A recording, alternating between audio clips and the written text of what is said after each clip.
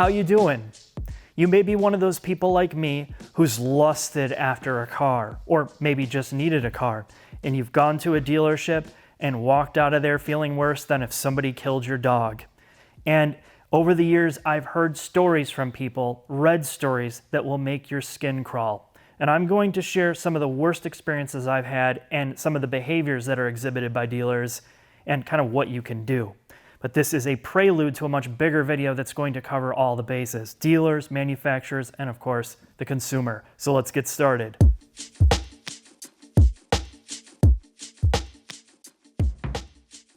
The first topic is high pressure sales or bullying. And I know this still goes on in today's environment. But my first memory was when I was around 10 years old. My parents went to a dealership, a Chrysler dealership in Arlington Heights, Illinois, where they decided to buy a beautiful Dodge Grand Caravan. And don't ask me why, that was probably their first mistake. But this transaction went on for 6 hours. They couldn't agree on price. My parents had credit issues. The dealership would not let them leave until they bought this. And what did they do? They locked them inside the office, locked the door from the outside so my parents could not leave until they bought this thing. And again, this is kind of the high pressure environment. They put people in a position that don't know any better. They bully them, they pressure them, they pull the good cop, bad cop routine until hopefully you just cave in because you just don't know what else to do but to buy something maybe you don't even want, or it's a horrible deal. And, you know, in the modern age, some of this stuff's illegal, but the best thing to do is if you don't feel right, just walk out. That's the best thing you can do.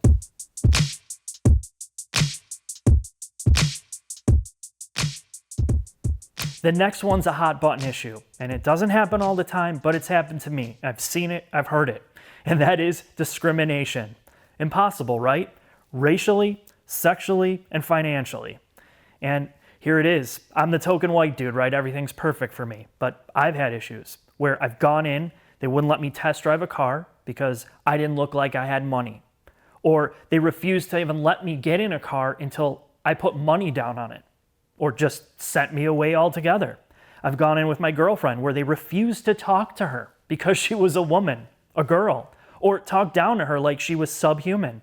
And I've talked to dealers and seen this where they've told me personally that they see a certain demographic of people, usually colored people, and they just assume they don't have money, that they just kind of ignore them.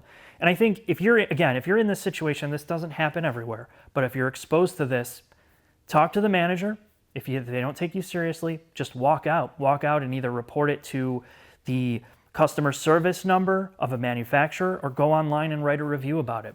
But that's in your control.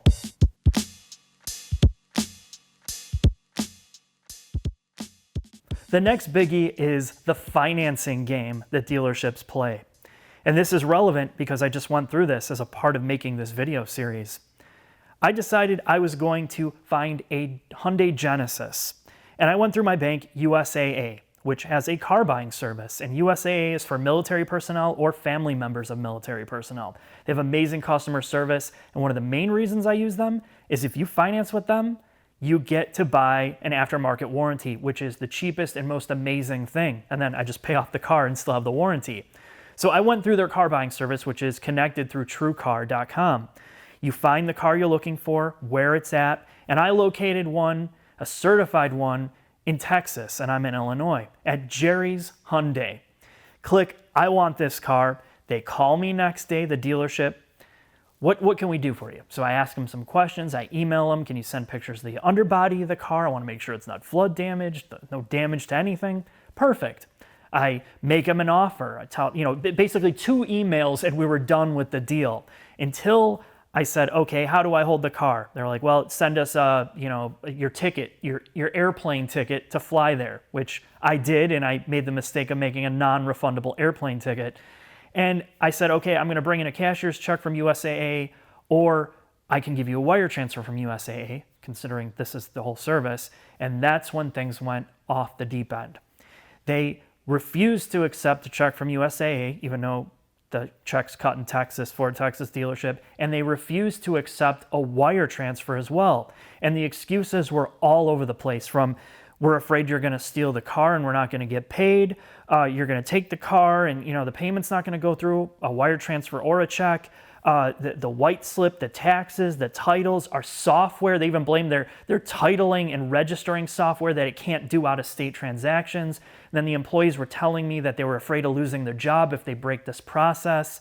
And it was just a downward spiral. And the key word they kept saying is, if you finance through us, well, then you can have the car. Why don't you finance with us? We can beat the rates. Why don't you finance with us? Just give us that information. We can do that for you. And that's when it hits. These dealerships, their margins are so thin. They price these cars so low on the internet that if you come in with your own financing or cash or any of this, they don't want to deal with you. They don't make any money on these transactions. That's the worst case scenario. And there's nothing more telling than that they turned away a sale because I came in with my own money or own financing. They didn't want to deal with me. And I'm out the airfare for it too. I'm on the hook for that. And it just sucks. But it's something to be aware of in the games that get played about this.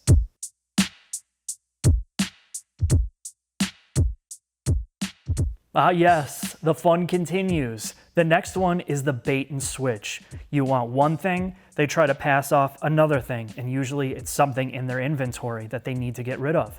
Cars sitting on the lot at dealerships is bad. It costs them money every day it's sitting there, so of course they're going to want to move that. If you want something different, not so good.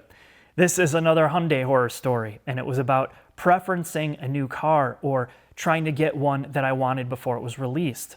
Back in the day, Hyundai had PR professionals, product planners, and even the CEO, John Krafchick, was on a forum that they were connecting with owners or potential owners to learn about what they should do with the future of their cars. And I was on this, and I wanted a new Veloster before it came out.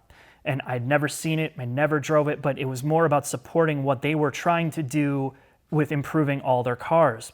So I had sent him a message, he sent it back, he's like, this is how you get the dealership to get an allocation for the specific car you want. So I went to this dealership, they said, yeah, we can do that, no problem, great. Give us $1,000 just to hold it because, whatever. I'm like, okay, I was stupid. I gave them the money to hold the car, and guess what? They never got it.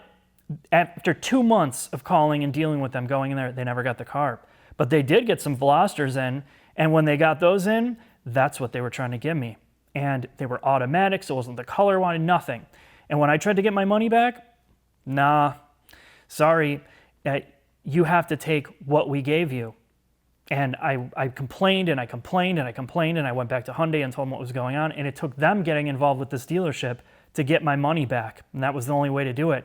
So be really careful with deposits. Be really careful about dealers that promise you something that they don't deliver on, and if they're not getting back to you or not giving you a straight answer, walk.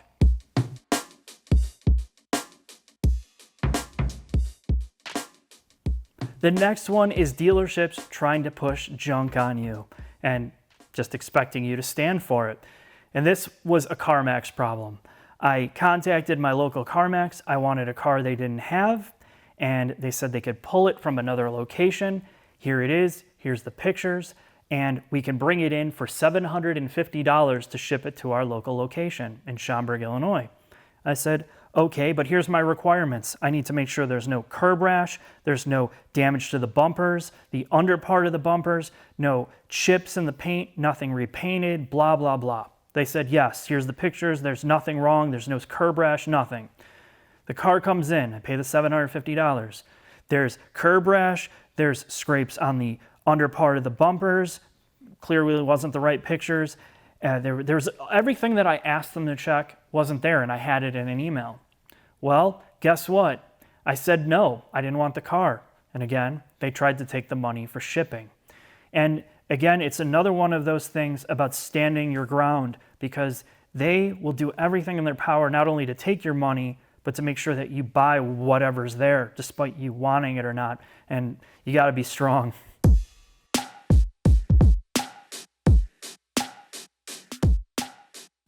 The last one is shady-ass business practices. And in the modern age, it's a little bit easier to sort through that. There's online review sites for dealerships, but just be careful. Some of these reviews can be fake. But when I bought a car, this was a car that I bought with my girlfriend in the early 2000s, a used Honda Civic from Crystal Lake Honda, which is no longer around, and you'll pretty much find out why. She had a Ford Taurus, the trans blew up twice. I went into credit card debt to fix this. I was in school, broke. So we wanted something that was going to be reliable. And when we went there to buy this, just everything seemed wrong about this deal. Like the way they were talking to us, the paperwork, because we financed through them, again, big mistake. They couldn't get the paperwork right. They had to reprint it a couple times. We had to come back the next day. And then finally, everything kind of went through. And then we got paperwork in the mail later saying that we had to come back again. And long story short is, never thought anything of it until 4 years later when we went to go sell this car, and we paid it off and we couldn't get the title. The bank, which I believe was Bank of America, said, we don't have the title, call the dealership. So we called the dealership, and it's now got a different name. It's Brilliance Honda, which really I think was a continuation of this anyway. They didn't have the title. They didn't have the deal. Like, well, how do we get a hold of this? How do we find out where the title is? Well, they did a little digging, and they did have the records and found out that all their connected banks that they were using to finance people, they got multiple payouts from different banks on our names. So they got paid from Bank of America, the dealership. They got paid from Amcor and something else. And we had 2 loans on one car, which we had no idea. And when we paid off the one, the other one was in default, and that bank had the title. So we couldn't get the title, and we had to work through this bank to say, look, we had a loan that we paid off here. They were supposed to have the title, and this bank was on the hook for paying out this dealership that was just taking money from all these banks illegally. And again, it's one of those things, you don't know what's going on in the background, but it's these types of business practices, these types of bad stories that stick around, and you don't forget. And it can again, it's about tarnishing a brand. It can really turn people off to the car buying experience. And I pretty much swore away Honda after that for a little bit. I swore away Hyundai because of some of these experiences, and I'm more seasoned. I can't imagine what regular people do. And that's where it's time for you to share your stories. I want to hear about some of the worst experiences you had, where you've had them, and I'm going to continue some of this into a much more detailed video going forward, or next time. Thanks for watching. Take care. This savage geese, I hate him, I'm gonna show you how to get back at him on Yelp and all that other stuff.